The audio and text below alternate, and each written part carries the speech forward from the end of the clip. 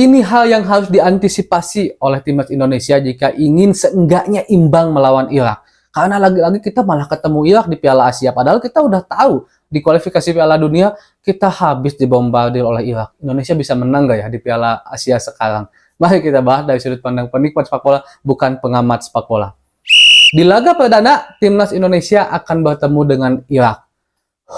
Agak sedikit menghela napas ya teman-teman. Kenapa? Karena kita udah ketemu Irak. Sebelum ketemu Irak, mungkin kita juga udah tahu bagaimana kualitas sepak bola Irak, teman-teman. Dan akhirnya kita bertemu di kualifikasi Piala Dunia, bermain di kandang Irak, dan hasilnya, ya kita tahu, sama-sama tahu lah gitu, bagaimana dibombardirnya timnas Indonesia saat melawan Irak. Kita flashback sedikit, bagaimana permainan timnas Indonesia saat melawan Irak di kualifikasi Piala Dunia. Kita digempur total, teman-teman, kecuali mungkin di beberapa menit pertama, kita sempat ada sedikit menyerang, bahkan ada satu gol dari Saint Fatinama juga. Ini menandakan bahwa jika seandainya timnas Indonesia waktu itu berani untuk bermain keluar, walaupun ya teman-teman, bermain keluar itu pasti ada konsekuensinya. Konsekuensi bagusnya menang karena kita berani untuk serang mereka, konsekuensi buruknya kebobolan akan lebih banyak. Itu konsekuensinya. Tetapi memutuskan bertahan juga bagi saya kurang baik, apalagi melawan timnas sekelas Irak yang memiliki kualitas cara bermain di atas timnas Indonesia sendiri, kualitas fisik juga bisa dibilang di atas kita sendiri. Jelas kita akan kelelahan, kita hanya tinggal menunggu untuk berunduli siksaan dari Irak gitu waktu itu kan.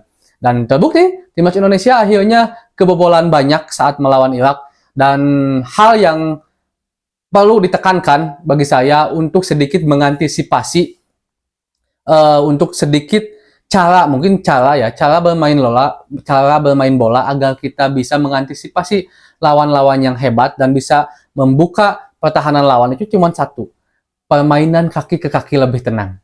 Itu sebenarnya cara yang sepertinya kecil tetapi dampaknya besar bagi tim, dan itu juga akhirnya ditekankan oleh Coach Sinteyong kan saat tes saya di Turki, bagaimana saya akan mengusahakan timnas Indonesia untuk bermain kaki ke kaki, untuk bermain tenang, untuk bermain tidak cepat long ball, apalagi long ball yang nggak jelas. Bukan berarti long ball itu nggak baik, bukan. Long ball itu boleh asalkan jelas.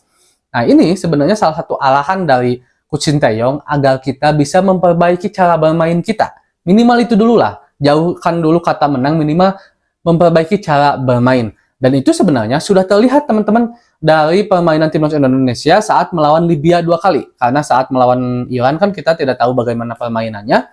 Tetapi saat melawan Libya sebenarnya sudah terlihat apa yang ditekankan oleh Coach Sinteyong, di mana timnas Indonesia seditekan apapun waktu melawan Irak tetap bermain seditekan apapun saat melawan Libya tetap bermain dua sentuhan kaki ke kaki dari belakang, build up dari belakang, bahkan ada tanda petik saya katakan dipaksa untuk main kaki ke kaki seditekan apapun, dan dipaksa build up dari belakang 1-2 sentuhan tanpa long ball. Itu terlihat banget, dan memang itu menjadi indikator yang paling penting agar kita sebuah tim bisa bermain bola dengan baik. Kalau kita amati bagaimana permainan gaya tim-tim atau negara-negara besar, mereka itu bermain dari kaki ke kaki. Mereka bermain tenang gitu teman-teman. Nah, itu yang ingin dilakukan oleh Coach Sinteyong, dan semoga saja timnas Indonesia mempunyai keberanian untuk melakukan itu di Piala Asia nanti, walaupun saya yakin tekanannya akan sangat tinggi, apalagi Jepang dan Irak khususnya. Pressing mereka akan sangat dalam, pressing mereka akan sangat tinggi sekali kepada timnas Indonesia, apalagi mereka mempunyai kualitas pemain yang secara skill, secara mentalitas, dan secara fisik jauh di atas timnas Indonesia. Mudah-mudahan aja kita bisa mengaplikasikan apa yang diinginkan oleh Coach Sinteyong dengan baik di atas lapangan ya para pemain timnas Indonesia. Jadi mungkin kalau seandainya timnas Indonesia ingin bisa menang melawan Irak atau seenggaknya imbang, mereka harus bisa mengalirkan bola dari belakang, dari lini belakang ke tengah dan ke depan dengan baik dan rapi. Kemarin pun saat melawan Irak di Piala Dunia sebenarnya lini belakang walaupun banyak kebobolan, sebenarnya udah cukup baik untuk bisa menghalau serangan-serangan yang begitu banyak dari Irak. Tetapi ketika bola dialirkan ke tengah atau bola dialirkan ke depan, tidak ada pemain tengah atau pemain depan yang kuat untuk pegang bola lebih lama. Saya mencatat hanya sedikitnya Ricky Kambuaya di lini tengah yang lebih kuat pegang bola, dan Rafael Strike di depan yang punya cenderung untuk winning the ball yang kuat, untuk pegang bola yang kuat gitu teman-teman. Nah, hal ini harus bisa diperbaiki oleh timnas dari segala lini tentunya. Kita harus lebih enjoy pegang bola, kita harus lebih enjoy untuk bisa menguasai bola, untuk bisa pemain-pemain yang enggak pegang bola harus lebih enjoy untuk bisa membuka ruang di mana tidak ada pemain Irak, agar pemain yang pegang bola bisa mengalirkan bola dengan baik. Ini seperti sederhana tetapi memang sulit, apalagi kalau seandainya dalam tekanan. Apalagi kalau kita tidak mempunyai mentalitas yang kuat, apalagi kalau kita down sebelum bertanding karena melihat ini Jepang udah main di Piala Dunia. Apalagi kalau seperti itu akan sulit untuk direalisasikan ya teman-teman. Dan mudah-mudahan timnas Indonesia bisa mengaplikasikan itu, dan tentunya tidak ada lagi catatan kesalahan-kesalahan yang fatal yang dilakukan oleh pemain timnas Indonesia. Entah itu di lini tengah ataupun apalagi di lini bertahan.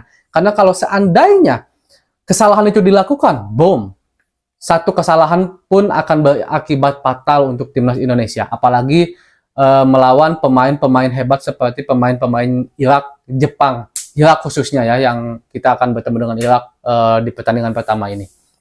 Dan tentunya jelas komunikasi, jelas juga bagaimana kita untuk bermain ini sangat diuntungkan sebenarnya. Diuntungkan dengan apa? Diuntungkan karena kita bukanlah tim yang diunggulkan. Karena seharusnya kalau kita tidak dimasukkan ke dalam tim unggulan di grup ini, kita tidak mempunyai beban yang besar. Seharusnya, ini seharusnya ya, secara teori seharusnya seperti itu. Karena tidak ada beban inilah, karena tidak diunggulkan inilah seharusnya kita, timnas Indonesia itu bermain lebih keluar, bermain lebih menyerang, bermain lebih berani, mentalitas lebih kuat. Walaupun sebenarnya di sisi lain tekanannya tetap besar karena apa? Kita tahulah bagaimana rakyat Indonesia yang selalu menginginkan prestasi dari timnas.